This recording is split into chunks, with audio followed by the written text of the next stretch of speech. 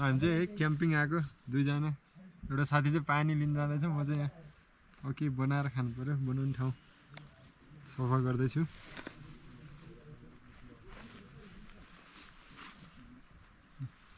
हामी चाहिँ अब यहाँ सुप बनाएर खान्छौँ सुप जाडो भइरहेछ यो चाहिँ हाम्रो चुला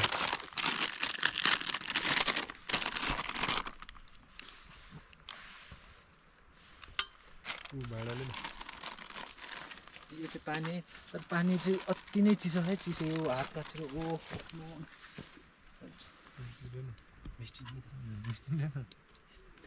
ल एकदम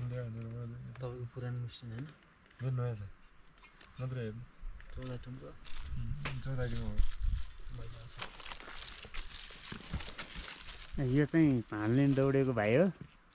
कुदिरहेको छ है अब यिनीहरू चाहिँ यो चाहिँ अब हाम्रो चुलो है एकदमै चाहिँ हाम्रो चुलो अब यो चाहिँ अब आगो बाल्ने कपुर आगो बाल्दैछ उसले आगो बाल्यो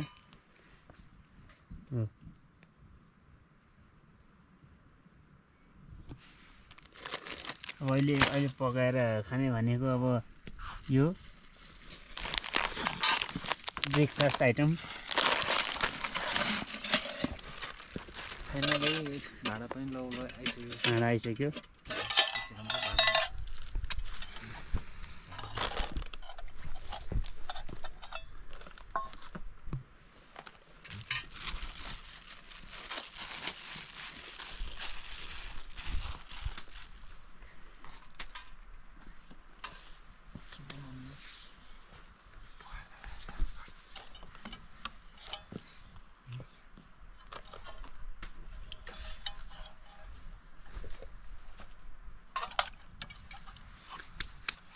आगो बोल्यो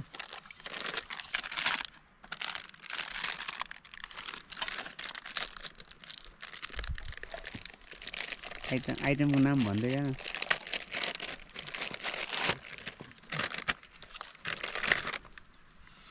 सुप हामी चाहिँ अब जाडो भयो क्या सुप खाने चाहिँ सुप हेलो यो चाहिँ पानी है फेरि यस्तो चिसो पानी भन्न सकिन्न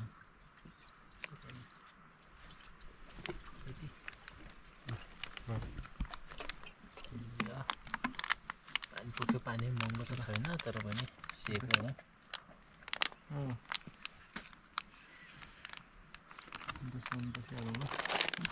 हामी त चिया पनि बनाउने खान्छ होइन पहिला चिया बनाउने सुप बनाउने पहिला सुप मसरुम सुप यो आइटमहरू एक एक गरी देखाउनु पर्यो यहाँ हामीले खाने आइटम चाहिँ टन्नै छ त्यो चाहिँ के हो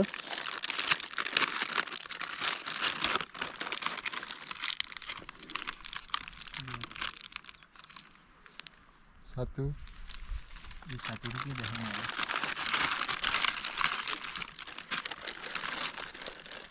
मसरुम सुप यो पनि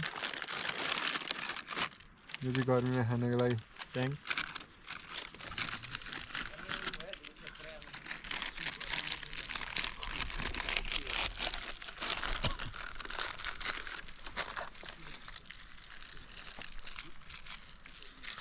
यो हाम्रो मिल्क पाउडर यो चाहिँ चियाको लागि पाउडर ग्रिन टी भयो अनि यो टी सुगर यो पनि सुगर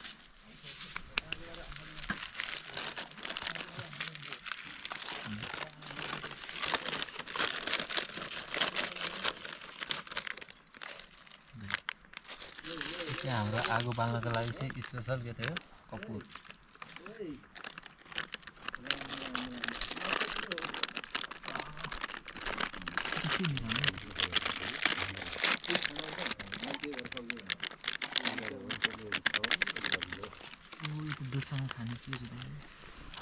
यो अलि चलाउनु पर्यो चमचले चलाउनु पर्यो मुस्ली हो मस्ती पनि हालेर यसो उ गरौँ दुध खान्छ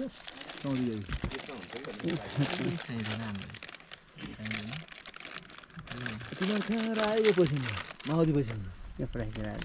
यहाँ छ चम्चा कहाँ फुटिदिनु ठाउँ छ ठिकै गाडी ट्याङ्क हामी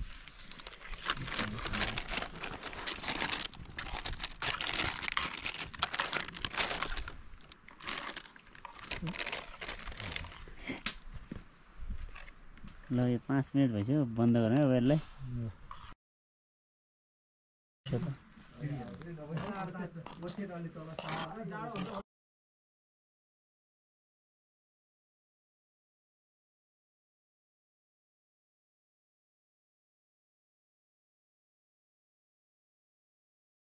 चार पुग्यो होइन त्यो सुरु बिन्ती गरे होइन नि त सुरु बिन्ती नगरेर हो ल सुरुको किन्नु भयो दिदी खुट्टाको राम्रो खुट्टा त आहा बहुत टेस्टी छ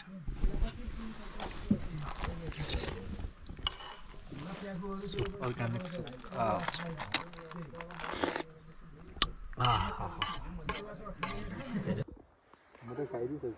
ल है हामी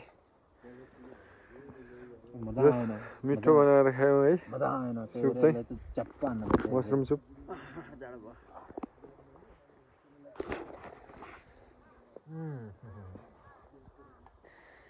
गुड बहुत मिठो छ धेरै धेरै यसको नाम के रे मसरुम सुप है यो विशेष गरी चिसो ठाउँमा खान उपयुक्त हुन्छ भन्दा फरक नपर्ला 3250 को हाइटमा आएर खाछौँ है हामीले अहिले 3270 हो 32 करेक्सन 3270 को हाइटमा फेरि हामी अहिले चाहिँ आउँदैछ हामीको त 4250 हो 4250 मिठो साथै फेरि भोटे पनि सँगै छ है ऊ भोटे उसलाई पनि दिइरहेको छौँ उसले खाइरहेको छ उसले पनि खाइरहेको छ उसलाई पनि ठग्नुहुन्न आजको लागि यति नै है आजको लागि यति नै एकैछिन यो चाहिँ 3270 मिटरको हाइट भनेपछि एकदम यस्तो छ यो यो पुरै एकदमै भनौँ न राठ लाग्दो